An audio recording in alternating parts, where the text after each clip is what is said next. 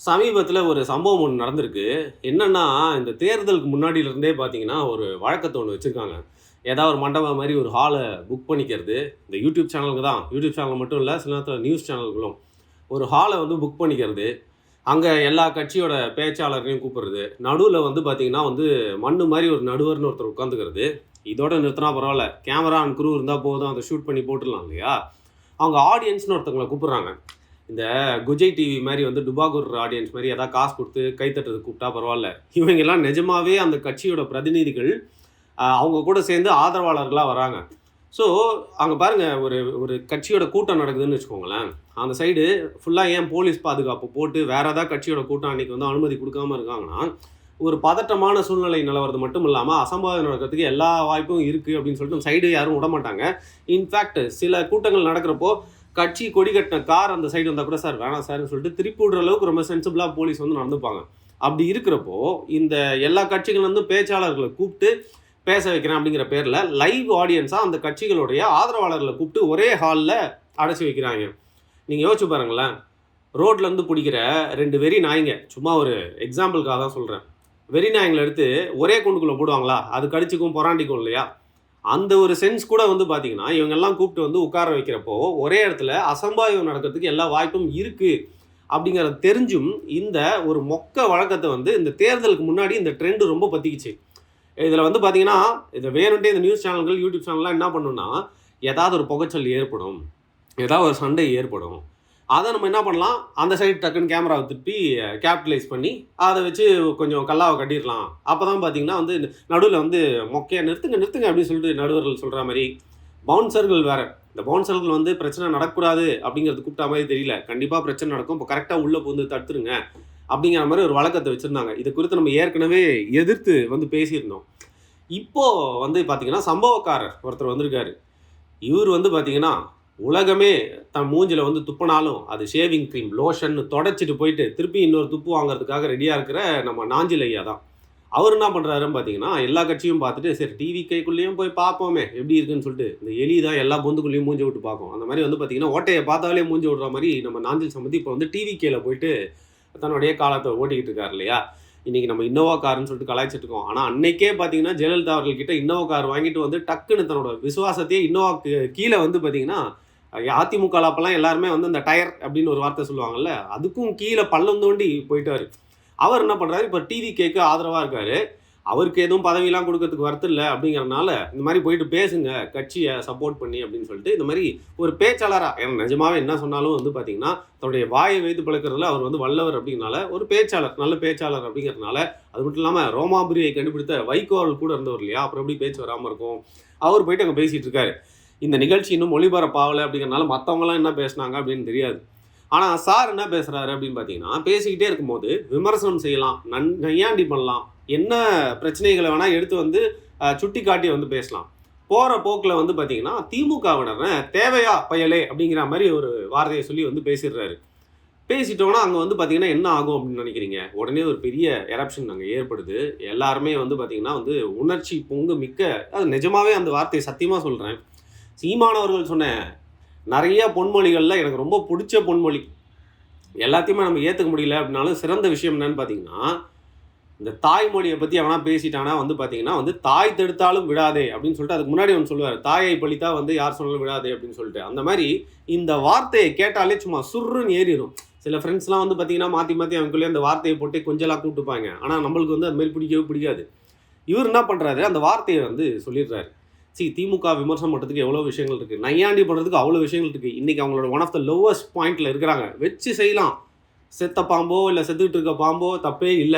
ஆனா இந்த வார்த்தைய இவ்வளோ நாள் அரசியல்ல இருக்கவரு, இவ்வளோ வயசு மிகுந்தவரு எப்படி வந்து பயன்படுத்துவாரு? இத கேட்டோனே அங்க இருக்கிற திமுக ஆட்கள்லாம் என்ன பண்றாங்க, சூழ்ந்துடுறாங்க. அப்ப இவர வந்து செம்ம தர்ம அடி வாங்க போறாரு அப்படிங்கிறது தெரிஞ்சு வந்து பார்த்தீங்கன்னா, அந்த மாற்றுக் கட்சி நபர்களும் அவரை வந்து சொல்றாங்க. இன்ஃபாக்ட் அங்க ராஜீவ்காந்தி இருக்காரு திமுகவை சேர்ந்தவர். அவர் அங்க இருக்கிற கூட்டத்த வந்து கட்டுப்படுத்த முயற்சிக்கிறாரு.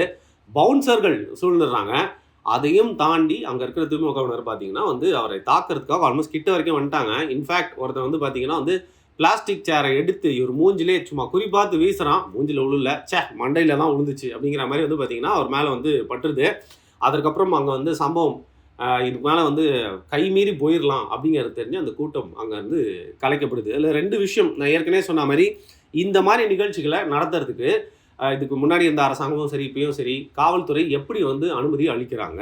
அங்கே வந்து காவல்துறையோட ப்ரெசன்ஸ் இருக்கா? இல்லை பவுன்சர்கள் போதுமான அளவுக்கு இருக்காங்களா? எப்படி வந்து ஒரே இடத்துல மாட்டுக் கட்சியினை கூப்பிட்டு உட்கார வைக்கலாம்? இல்லை இந்த மாதிரி யூடியூப் சேனல்ஸ் இல்லை டிவி சேனல்ஸ்லாம் வேணுன்ட்டே பண்ணுறாங்களா? இந்த நிகழ்வே வந்து பார்த்தீங்கன்னா வந்து சரியான முறையில் நடந்ததா அப்படிங்கிற விசாரணை நடத்தணும். இந்த குறிப்பிட்ட யூடியூப் சேனல் வந்து பார்த்தீங்கன்னா இந்த மாதிரி எப்படா ஏதாவது மாட்டோம், அதை வச்சு பார்த்தீங்கன்னா வந்து ஒரு பப்ளிசிட்டி பண்ணிக்கலாம். எவனா ஒருத்தன் எங்கே நின்றுப்பான். ஃபார் எக்ஸாம்பிள் ரீசெண்டாக வந்து பார்த்தீங்கன்னா சுப்பிரமணியபுரம் படத்தில் வந்து தோட்டம் கொண்ட ராசாவே அப்படிங்கிற ஒரு பாட்டு வந்து வரும் இல்லையா, அதில் நடிச்சிருக்கிற அந்த மீசக்காரரும் அந்த அம்மாவையும் பார்த்தீங்கன்னா அது ஏன்னே தெரில, அவங்க திருப்பியும் ட்ரெண்ட் ஆனாங்க. உங்களுக்கு தெரிஞ்சால் நீங்களா சொல்லுங்கள். அவங்க ட்ரெண்ட் ஆகிட்டாங்க அப்படின்னு சொல்லிட்டு திருப்பி அவங்கள போய் பிடிச்சி ஒரு யூடியூப் பேட்டி எடுத்திருக்கான். இந்த ட்ரெண்ட் ஆரம்பிச்சதே யாருன்னு பார்த்தீங்கன்னா இந்த யூடியூப் சேனல் தான். ஸோ இவங்க இப்படி பண்ணுறாங்கன்னா இது எதர்ச்சியாக நடந்த மாதிரி தெரியல, வேணுன்ட்டே வந்து பிளான் பண்ணி இதை வந்து அடுத்த லெவலுக்கு கொண்டு போகணும், எல்லாருமே வந்து பார்க்கணும் அப்படிங்கிற மாதிரி ஒரு பப்ளிசிட்டிக்காக பண்ணாங்களா அப்படின்னு காவல்துறை விசாரணை நடத்தணும்.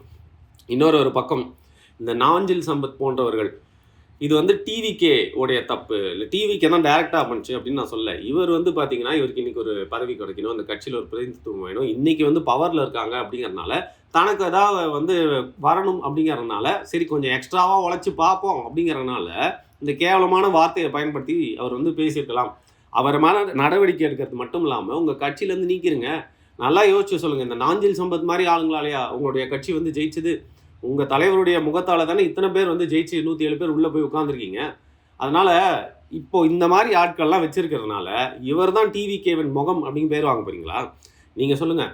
இந்த மாதிரி ஆபாசமாக பேசக்கூடியவங்க, ஆபாசத்தினே பேர் போனவங்க அப்படின்னா எந்த கட்சி நம்மளுக்கு ஞாபகம் வரும்? அந்த கட்சியை பார்த்தே இவ்வளோ ஆபாசமாக ஒருத்தர் பேசியிருக்காரு அப்படின்னா, கெட்ட பையன் வந்து மிஸ்கிட்ட போய் நல்ல பையன் கை கட்டிட்டு என்றைக்கோ ஒரு நாள் பார்த்தீங்கன்னா அடி வாங்கிட்டு அவனை நல்ல பையன் மாதிரி காட்டி அழுவான்ல, அப்படி தான் இன்றைக்கி வந்து திமுக வந்து அழுதுட்டு இருக்காங்க. ஸோ என்னதான் இருந்தாலும் நம்மளுக்கு பிடிக்காதவங்க அப்படின்னா கூட வந்து பார்த்தீங்கன்னா இந்த ஒரு வார்த்தையை அவர் வந்து ஸ்டேஜில் பயன்படுத்தினது தவறு.